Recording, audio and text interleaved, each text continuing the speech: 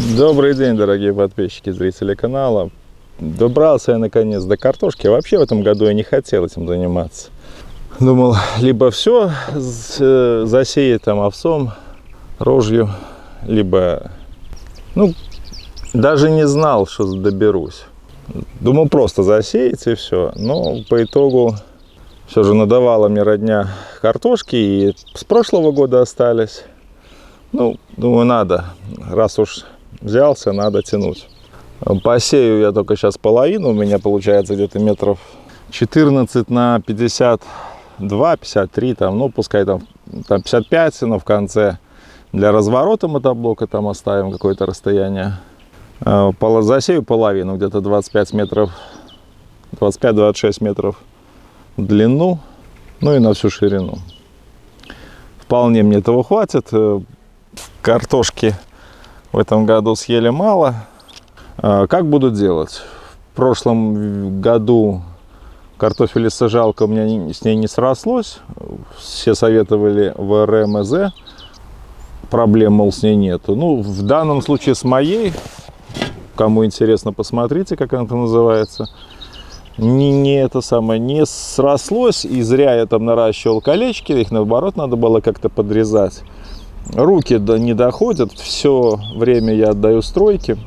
Соответственно, в связи с занятостью не могу тратить время на картофелесажалки и вообще на огород.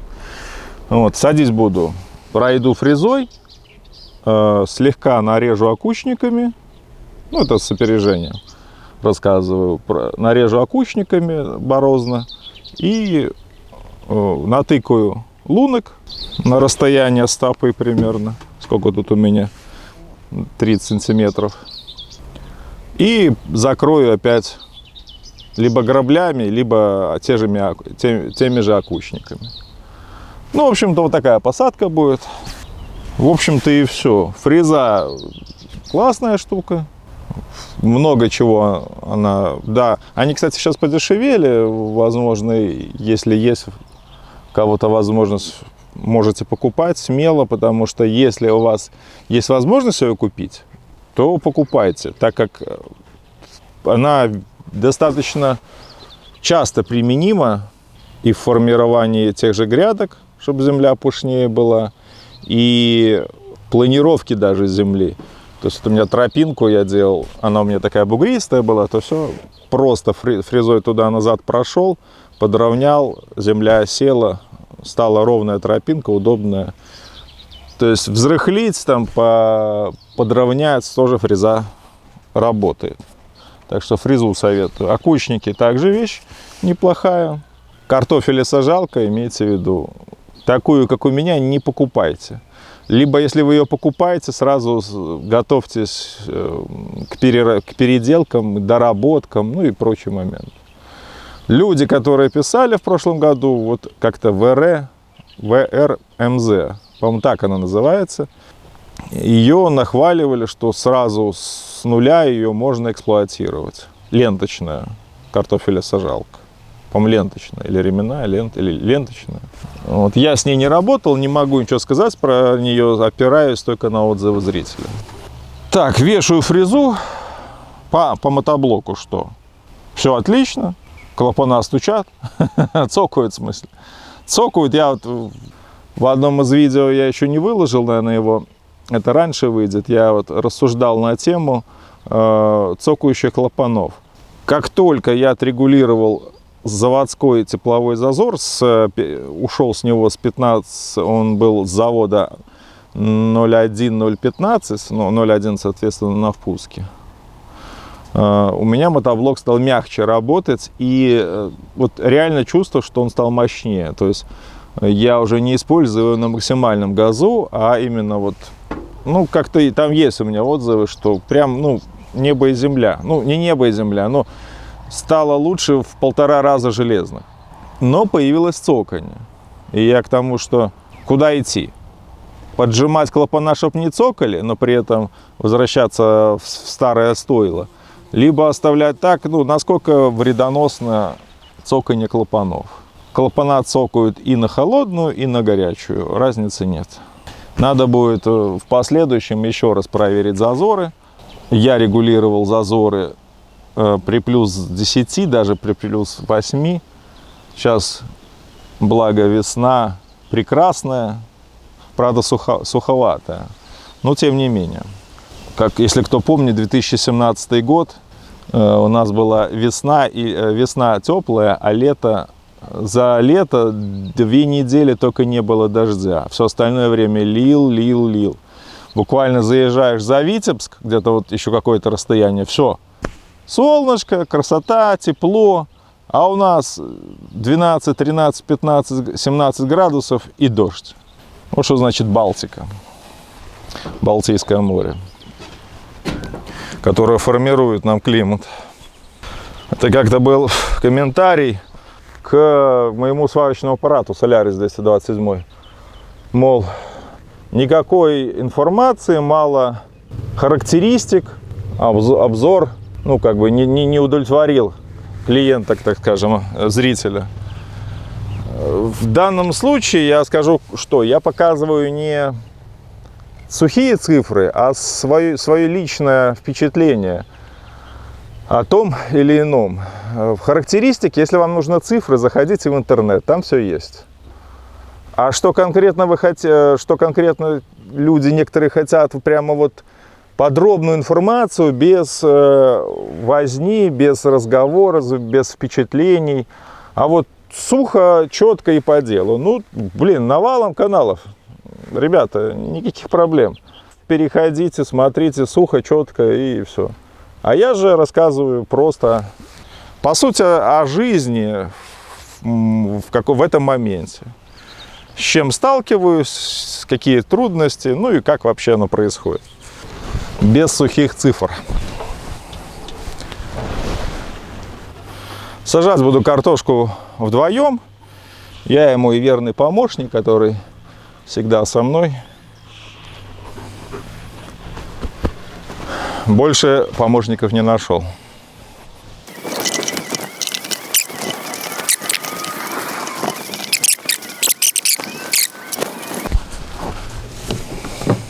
Меня как-то спрашивали расход топлива у мотоблока, у Веймы. То есть по итогу получается 1,5, даже больше, наверное, 1,6 литров в час мотоблок кушает. Ну, в моточас, наверное. А может, я ошибаюсь? Но там есть же таблица, там представлены сколько грамм на киловатт-часа. Соответственно, смотрите, сколько киловатт двигатель, умножаете. Там 325, там что-то на киловатт-час. И получается расход топлива примерно в час, сколько съест мотоблок. Получается, отсюда берем, если мотоблок, к примеру, 10 киловатт, при расходе 300, там, к примеру, 25, я не помню, сколько там, ну, я же это все не обращаю на это внимание, 325 грамм на киловатт-часа, умножаем на 10, получаем 3 литра 250 на мощность мотоблока, двигателя. Отсюда и расход.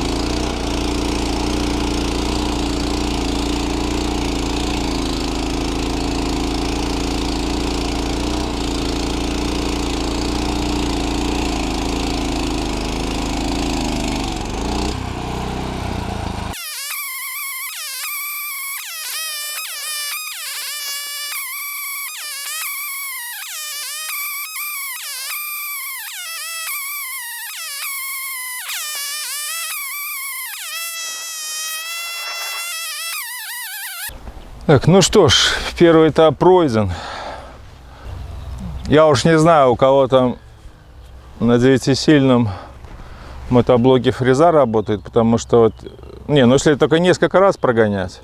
Я забыл добавить, не забывайте сцепление отжимать, чтобы не спалить его. Есть ролик у меня, регулировка сцепления перед работой с фрезой. В паспорте это тоже описано. Я просто у себя заранее отрегулировал, потому не показал это. Ну, каждый раз я ж не буду, каждый раз все время одно и то же показывать. Вот, крайняя полоса, там все спрессовано было, и мотоблок даже у меня заглох. Настолько я его сильно опустил. То есть, если раза 3-4 пройти по одному и тому же месту, да. Либо у вас песчаная земля, опять же, поверю. Но вот, чтобы прям на Хонде 9-сильный, это фреза работает как часики, не поверю. Все равно она будет вязнуть, все равно она будет не вязнуть, а все равно будет мотоблок захлебываться. Я верю в легендарную Хонду, конечно же. 9 сил это как 90 у китайца, как у Веймы. Так, ладно. Окучниками сейчас пройдусь, нарежу борозен и будем делать лунки. Так, ну что, подготовительные работы провел. Колеса у меня на 70, ширина окучников 32.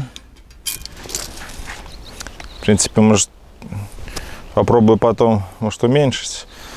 Пятка опорная где-то на 3,5 сантиметра выдвинута, чтобы сильно не закапывалось. Будем пробовать сделать первый, но и от него отталкиваться. Так, а ширина окучников 63. Блин. Хорошо, что посмотрел. А окучники на 60. Все уже, готов. Готов работать. Блин, хорошо, что посмотрел. Смотрю, что-то не то. А я смотрю, что-то не то. Как-то узковато. Оказывается, окучники стоят на ширине, как прошлогодние, как в прошлом году.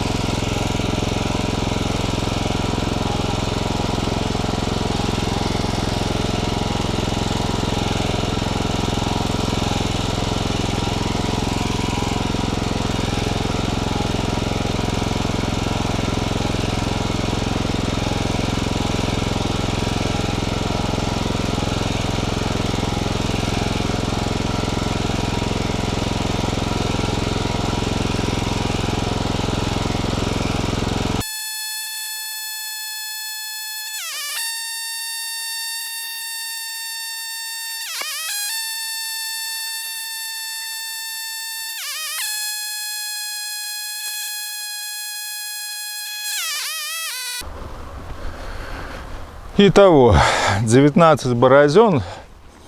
Собирался делать 25 метров, сделал 20 фрезой. Пришлось в конце упираться. Думаю, как-то коротковато, но в итоге 25 сделал. Даже 26. 19 борозен по 26 метров. Садить буду где-то на размер стопы, палочкой натыкаю. И потом, наверное, уши шире разожму. Тут какие-то глубоковатые получились. Ну, все на опыте. В прошлом году еще хуже было. Сейчас уже значительно лучше. Прям самому нравится. Да и, не знаю, и земля стала лучше. После фрезы, после вот этих всех процедур. Земля с углинок. Кто не знает, здесь был лес. Вот то, что сзади, вот тоже было и здесь. Вот вся вот беспросветная тьма – это лоза. Все было то же самое здесь. Все вот вручную, все спиливал, все потом амкадором выдирали. И по итогу земля оказалась еще и с углинок. Оська мы уже копает картошку. Еще не посадили, уже копает. Дальше вот где березка слева, там вообще болото. Делал дренажи. Дренажи работают. Ну, земля, земля сырая. Если везде, где повыше сушь, то в конкретном здесь случае у меня высокие верховодка у меня. И здесь всегда сыро. Сейчас плуги, окучники стоят на ширине 32, да, по-моему, потом будет 43, наверное. Раскрою их, чтобы закрыть. Или граблями. Честно сказать, не знаю еще. Сейчас подумаю. Точнее, начну окучниками, да, а там посмотрим. Все думал, как бы это реализовать, вот чтобы как под коня, когда за окучником закрываешь. Ну, конь идет посреди, мотоблок. То есть я рассказывал в прошлом видео по посадке картошки, как мы садили раньше. То есть, ну, мы садили под коня, а не мотоблок. И, соответственно, наделав борозен, накидав картошки, конем идешь по гребню, окучником раскидываешь в сторону, все, картошка закрыта. Попробовал я в прошлом году также окучником. Мотоблок давит картошку. Слишком уж сильно. Соответственно, выхода нет. Две опоры, два колеса никак. Либо покупать коня, либо мне понравилась идея, как у Андрюхи, Андрей Андрукевич. Вот я к нему постоянно обращаюсь. Вот если кому надо, можете задавать ему вопросы. Человек очень отзывчивый и помогает. Спасибо ему. И вот у него на окучнике сзади приварен маленький плужок. Маленький окучник, которым он делает по центру канавочку. Дальше в эту канавочку, то есть лунки делать не надо. Маленьким этим окучником он, получается, раскрывает центр. Дальше удобрение и все. Дальше окучниками можно... Снял плужок этот и окучниками закрыл. Ну, вообще, вот, наверное, самое лучшее, что можно придумать.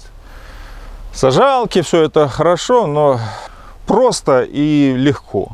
Вот мне вот эта идея очень понравилась. Надо постараться в следующем году реализовать так же. Сажу без удобрений, хотя он навоз уже 3-й год лежит, но нет времени одному все это реализовать. Как бы тут армия была, тогда, конечно. Ну, а как один, так никак.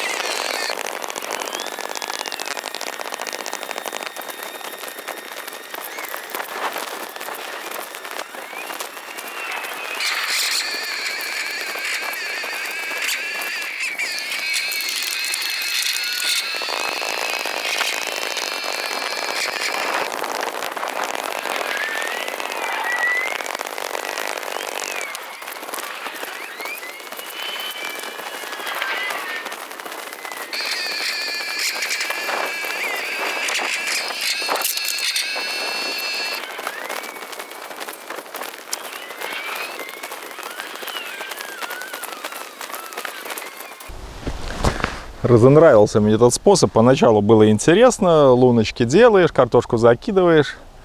Потом начал обращать внимание, что картошка не падает вниз, а зависает в воздухе. Теперь приходится ее до упора дожимать, а это уже, блин, спина болит. Спина, колени, ты ж опираешься об ноги. Не нравится мне этот способ. В следующем году. Не, ну если бы не одному работать, а совместно луночки делаешь, следом там пару человек картошку вкладывают, я думаю, это нормально, это действенный способ. Но в одиночку это не вариант. Но надо дожать. Сейчас дотыкаю. Ну, это громко сказать, дотыкаю. Доделаю эти лунки. Еще осталось... До сюда дошел, еще осталось 9 борозен. 10 сделал.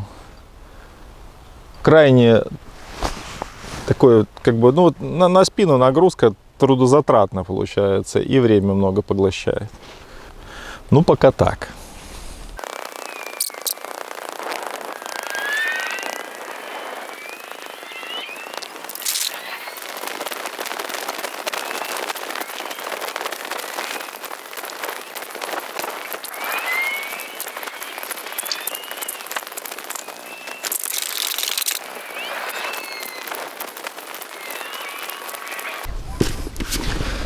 На 2 борозны уходит примерно до 20 минут. Прокол и разлаживание. Но это если вы отдыхаете. Если делать это одним махом, в конце будете тянуться. Я делаю перерывы, 4-6 борозен с трудом делаю. Иду, сижу, отдыхаю. Ну, спина болит. В остальном-то нормально все. Но не наш метод. Надо менять на автоматику. Больше автоматики. Ну все, натыкал. Разложил. Способ рабочий, но крайне нудный. Прям все вот основное время это тыкаешь и разлаживаешь. Блин. Спина болит. Короче, такое себе. Если бы не в одиночестве, было ну, нормально, почему бы и нет. А как одному, ну и к черту. Надо все же больше механизированного труда. Хотелось бы. Так, сейчас закрываю. Выставил окучники. Окучники поставил на 40, были на 30, стали на 40. Надеюсь, не слишком широко, сейчас буду смотреть. Как мне сказали, картошка любит лежать на твердой постели и накрываться пуховым одеялом. То есть снизу тверденько, сверху пышненько. Ну все, поэтому сейчас закрываем.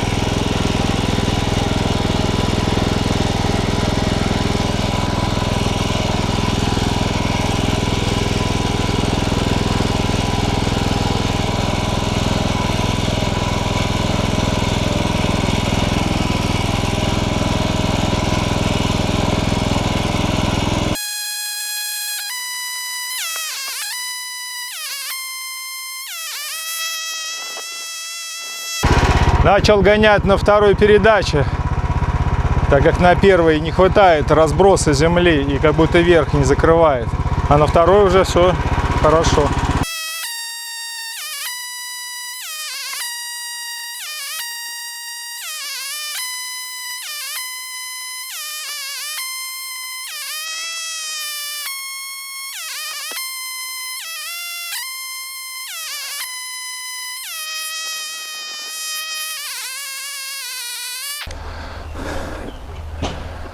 Все, отсадился. Посадил примерно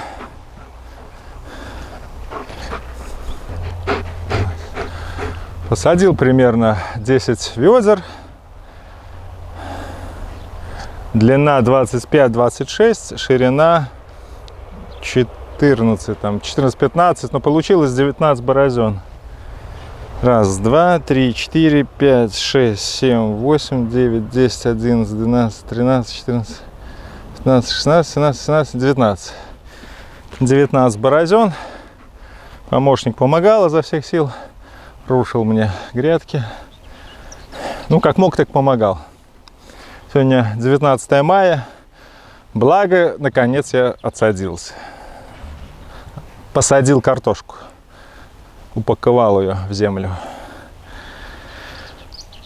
Закрывал на второй передаче. На первой недостаточно. Даже разброса этих крыльев окучников. Верхушка не закрывалась.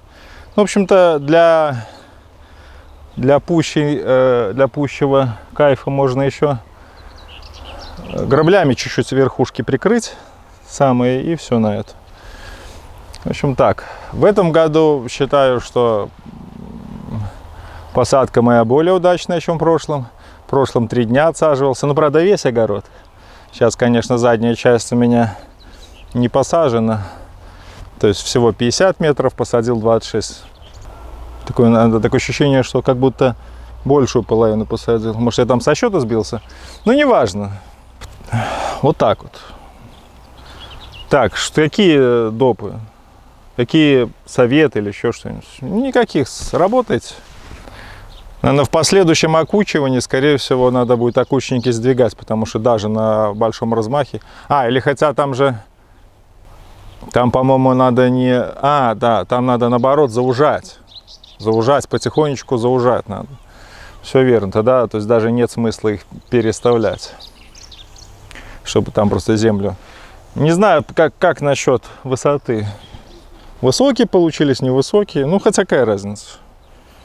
Земля все равно осядет со временем. Гребни. Ну, на этом пока все.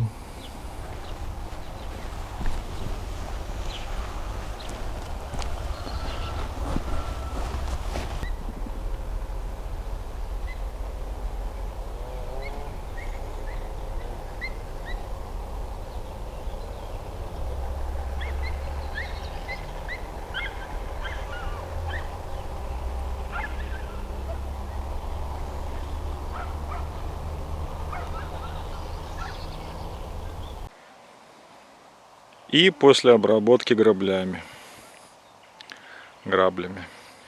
Верхушки ровные. Такая трапеция.